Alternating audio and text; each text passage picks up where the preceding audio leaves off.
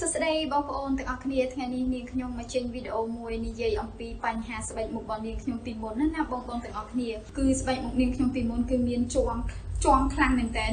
ជាំផងអាចរុយផងនិងស្បែកខ្មៅស្អាប់គ្មានសំណើមទេបងព្រោះដោយសារអីនាងខ្ញុំប្រើផលិតផលនៅលើទីផ្សារជាច្រើនមែនតើម្យ៉ាងវិញទៀតគឺប្រើផលិតផលដែលមានជាតិកាត់ច្រើនណាស់បងអញ្ចឹងมันធ្វើឲ្យនាងខ្ញុំនឹងមានបញ្ហាស្បែកមុខកាន់តែខ្លាំងទៅ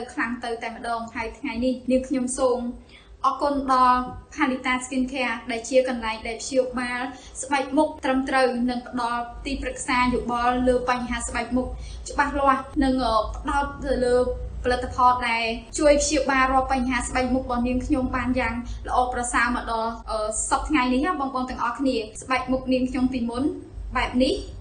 មុខបែបនេះមកមុខបែបនេះអញ្ចឹងបងដែលកំពុងតែមានបញ្ហាដូចនាងខ្ញុំណាអស់បារម្ភទៀតទៅហើយក៏សូមមកជ្រើសរើសផលិតផលណាដែលត្រូវនឹងបញ្ហាស្បែកមុខរកកន្លែងណាដែលផ្ដល់ទីប្រឹក្សាយោបល់ដែលច្បាស់លាស់ទៅលើបញ្ហាស្បែកមុខប